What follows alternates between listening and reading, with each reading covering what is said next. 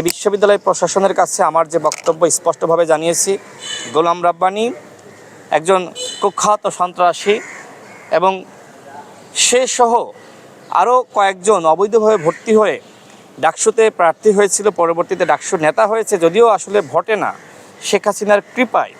সুতরাং যারা অবৈধভাবে ভর্তি হয়ে ডাকসুতে নেতা হয়েছে তাদের অবশ্যই ছাত্রত্ব বাতিল করতে হবে এবং যারা ভুক্তভোগী প্রার্থী ছিল, যারা নির্বাচিত হওয়ার পরেও যাদেরকে আসলে ঘোষণা করা হয়নি, অবশ্যই তাদেরকে যথাযথ মূল্যায়ন করতে হবে। বিশ্ববিদ্যালয় প্রশাসন তারা যেটি খতিয়ে দেখেছে যে ওই সময়কার সমস্ত আলামত নষ্ট করা হয়েছে।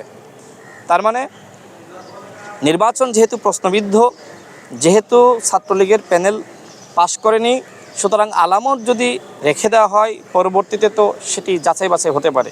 এই কারণে মূলত ওই সময়কার কুখ্যাত আখতারুজ্জামান প্রশাসন, যিনি ছাত্রলীগকে জিতিয়ে দেওয়ার জন্য কাজ করেছিলেন, তিনি মূলত আলামত নষ্ট করেছেন।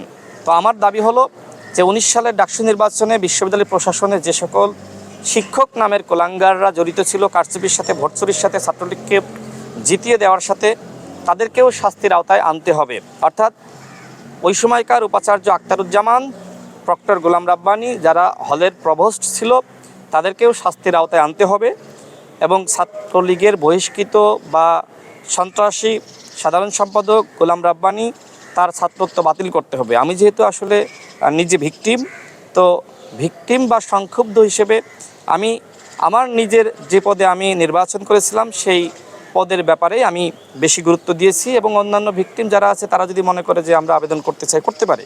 কিন্তু আমার একটি লেগাসি আছে যে আমি ওই সময় আসলে আমি আবেদনটা করে রেখেছিলাম। নির্বাচনের যথাযথ যে নিয়ম ছিল বা ওই নির্বাচনের পরে যে একটি কমিটি গঠন করে, সেই কমিটির যে আহ্বান ছিল, যাদের অভিযোগ আছে আপনারা অভিযোগ দাখিল করেন, সেই কমিটির আহ্বানের প্রেক্ষিতেই কিন্তু আমি আমার যে অভিযোগ সেটি আমি দাখিল করেছিলাম। যেহেতু ওই সময় কোনো সঠিক সমাধান পাইনি, সুতরাং গণ অভ্যুত্থানের পরে সঠিক সমাধান পাওয়ার লক্ষ্যে আমি আবারও অভিযোগ দাখিল করেছি। আজকে অত্যন্ত ফলপ্রসূ মিটিং হয়েছে। আমি মনে করি বিশ্ববিদ্যালয় প্রশাসন অবশ্যই ছাত্রলীগের সেই কুখ্যাত সন্ত্রাসী গোলাম রাব্বানীর জিএস পদ বাতিল করবে, তার ছাত্রত্ব বাতিল করবে এবং একই সাথে ভিকটিম হিসেবে, সংক্ষুব্ধ হিসেবে আমরা যেহেতু নির্বাচিত হওয়ার পরেও আমরা দায়িত্ব পালন করতে পারিনি, আমরা তো এখনও আসলে দায়িত্ব পালন করতে পারবো না, কিন্তু একটি মূল্যায়নের জায়গা, এই বিশ্ববিদ্যালয়ের সাথে আমৃত্যু যে একটি সম্পর্কের জায়গা, সেই জায়গাটা যাতে বিশ্ববিদ্যালয় প্রশাসন তৈরি করে দেয় সেই আবেদন আমি তাদেরকে জানিয়েছি। এই বিশ্ববিদ্যালয়ের সাথে আমাদের প্রাণের সম্পর্ক রয়েছে, আত্মার সম্পর্ক রয়েছে। সেই সম্পর্ক আরও বেশি দৃঢ় করা শিক্ষার্থীদের জন্য বা এই বিশ্ববিদ্যালয়ের জন্য আমরা তখনই কাজ করতে পারবো যখন আমরা একটি প্রাতিষ্ঠানিক স্বীকৃতি পাব। ডাকসুর ভিপিজিএস এটা অন্যতম একটি জায়গা, সাবেক হয়ে গেলে যে সব শেষ হয়ে যায় সেটি নয়। সুতরাং শিক্ষার্থীরা যেহেতু আমাকে ভোট দিয়ে নির্বাচিত করে, বিশ্ববিদ্যালয় প্রশাসনের প্রতি আমার আহ্বান থাকবে যে আপনারা অবশ্যই আমরা যারা নির্বাচিত হয়েছিলাম আমাদেরকে যথাযথ মূল্যায়নের ব্যবস্থা করবেন। মূল্যায়ন মানে এই নয় যে আমি এখন দায়িত্ব পালন করব, জাস্ট সম্মানের জায়গাটা নিশ্চিত করা, সেই আহ্বান আমি তাদেরকে জানিয়েছি। তারা অত্যন্ত ইতিবাচক এবং তারা আস্থাশীল। তারা যেহেতু বিভিন্ন সময় গণতান্ত্রিক আন্দোলনে সংগ্রামে ছিলেন, আমি আশা ব্যক্ত করছি এই যে তদন্ত কমিটি বিশ্ববিদ্যালয়ের মাননীয় ট্রেজারার স্যারের নেতৃত্বে গঠিত হয়েছে এবং সেখানে আরও যারা শিক্ষকরা রয়েছেন তারা অত্যন্ত ক্লিন ইমেজের, তারা ঢাকা বিশ্ববিদ্যালয়ে যে গণতান্ত্রিক আন্দোলন সংগ্রাম সেটির সারথি হিসেবেই সবসময় ছিলেন। আমি আশা ব্যক্ত করছি যে তারা একটি সঠিক মূল্যায়নের জায়গাটা নিশ্চিত করবে। আমি সংক্ষুব্ধ, আমি যখন আদালতে যাব তখন কিন্তু আমার বক্তব্য জানতে চাইবে আদালত, বা আমি যখন বিশ্ববিদ্যালয়ে এসেছি তখন কিন্তু আমার নিজের বক্তব্যটা ইম্পর্টেন্ট। আমি নিজে কোন পদে প্রার্থী ছিলাম সেটা ইম্পর্টেন্ট। আমি তো আসলে আপনার সবাইকে নিয়ে আমি কথা বলতে পারবো না। তারপরেও আমি সেখানে যেটি উল্লেখ করেছি যে যারা ওই সময় অবমূল্যায়িত হয়েছিল তাদের প্রত্যেককে মূল্যায়নের ব্যবস্থা করা। কিন্তু আমি যেহেতু জিএস ক্যান্ডিডেট ছিলাম, আমার জায়গাটা আমি গুরুত্বের সহিত বলতে পারি।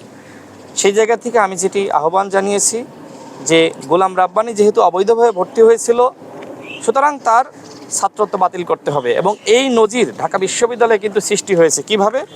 বেনজির, যিনি পুলিশের কুখ্যাত আইজিপি ছিলেন, তার পিএইচডি ডিগ্রি ইতিমধ্যে কিন্তু বাতিল করা হয়েছে। সুতরাং সেই রেফারেন্স অনুযায়ী গোলাম রাব্বানির যে এমফিলে তিনি ভর্তি হয়েছিলেন, সেই ভর্তি কিন্তু বাতিল করা যায়। এবং একই সাথে তিনি যেহেতু আসলে নির্বাচিত হননি, অনেক তথ্যপত্র রয়েছে, আমি সেগুলো বিশ্ববিদ্যালয় প্রশাসনের কাছে জমা দিয়েছি। সুতরাং অবশ্যই তার ডাকসুপদ বাতিল করতে হবে এবং অন্যান্য আরও যারা আছে তাদেরও ডাকসুপদ বাতিল করতে হবে। ছাত্রলীগের সন্ত্রাসীরা এই বিশ্ববিদ্যালয়ের শিক্ষার্থীদের উপর নানানভাবে নিপীড়ন করেছে। আমরা একটি অভ্যুত্থান ঘটিয়েছি। এই অভ্যুত্থানের পরেও যদি ছাত্রলীগের সন্ত্রাসী যারা শিক্ষার্থীদেরকে হামলা করেছে, মামলা করেছে, নিপীড়ন করেছে, তাদের ছাত্রত্ব যদি বহাল থাকে, সেটি আমি মনে করি গণ অভ্যুত্থানের চেতনার বিপরীত। সুতরাং অবশ্যই তাদের ছাত্রত্ব বাতিল করতে হবে। তাদের ছাত্রত্ব যদি বাতিল না করা হয়, গণ অভ্যুত্থানের চেতনার সাথে এক ধরনের বেইমানি করা হবে। আমার দৃঢ় বিশ্বাস এই প্রশাসন কোনোভাবেই গণ অভ্যুত্থানের চেতনার বিপরীতে অবস্থান নেবে না। এই প্রশাসন অবশ্যই যারা গণতান্ত্রিক লড়াই করেছে, যারা ভুক্তভোগী ছিল, তাদের পাশে থাকবে। আমরা আরও দেখলাম যে আমাদের একজন বড় ভাই আবু তৈয়ব হাবিলদার, তিনি কিন্তু সেই ১-১১ সময় ছাত্রত্ব হারিয়েছিলেন। এই বিশ্ববিদ্যালয় প্রশাসন প্রায় 14-15-16 বছর পরে তার ছাত্রত্ব ফিরিয়ে দিয়েছে। তিনি কিন্তু একে না, আচ্ছা তাহলে তো প্রায় 25-24 বছর। আচ্ছা, তো দীর্ঘ সময় পরে তার ছাত্রত্ব ফিরিয়ে দিয়েছে, প্রায় আপনার 24 বছর পরে। এটা অত্যন্ত ইতিবাচক। এবং তিনি কিন্তু এই নির্বাচনে সবথেকে বয়স্ক ভিপি প্রার্থী হিসেবে নির্বাচন করছেন। অর্থাৎ বিশ্ববিদ্যালয় চাইলে কিন্তু অনেক কিছু করতে পারে, সেই মূল্যায়নের সুযোগ তাদের রয়েছে। শিক্ষার্থী হিসেবে আবু তৈয়ব হাবিলদার ভাই যেমনিভাবে মূল্যায়নের জায়গাটা পেয়েছেন, আরও অনেকে দেখলাম যারা আসলে পড়াশোনা শেষ করতে পারেনি, ছাত্রলীগের সেই সন্ত্রাসী রাজনীতির কারণে যারা ক্যাম্পাসে প্রবেশ করতে পারেনি, ভর্তি হওয়ার পরেও ক্লাস করতে পারেনি, পরীক্ষা দিতে পারেনি, তাদেরই কিন্তু বিশ্ববিদ্যালয় প্রশাসন এই গণঅভ্যুত্থানের পরে মূল্যায়নের জায়গাটা নিশ্চিত করে দিচ্ছে। আমার দৃঢ় বিশ্বাস আমরা যারা 19 সালে আমরা যারা ভিকটিম ছিলাম, অবশ্যই বিশ্ববিদ্যালয় প্রশাসন আমাদেরও মূল্যায়নের জায়গাটা নিশ্চিত করবে। আর আমি তো আত্মবিশ্বাসী না হলে সেই 19 সালের ঘটনা আমি এখনও পর্যন্ত কেন আসলে টেনে আনছি। আমার আত্মবিশ্বাস আছে যে আমি নির্বাচিত হয়েছিলাম, দ্বিতীয় কেউ নির্বাচিত হয়নি। সেই আত্মবিশ্বাসের জায়গা থেকে আমি শেষটা দেখতে চাই।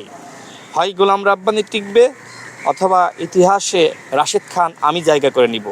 আমার দৃঢ় বিশ্বাস গোলাম রাব্বানি যে ভুয়া, গোলাম রাব্বানি যে সন্ত্রাসী, তার ছাত্রত্ব যে অবৈধ, ডাকসু নির্বাচনে তিনি যে নির্বাচিত হননি, ইনশাল্লাহ আমি সেটি প্রমাণ করতে পারবো।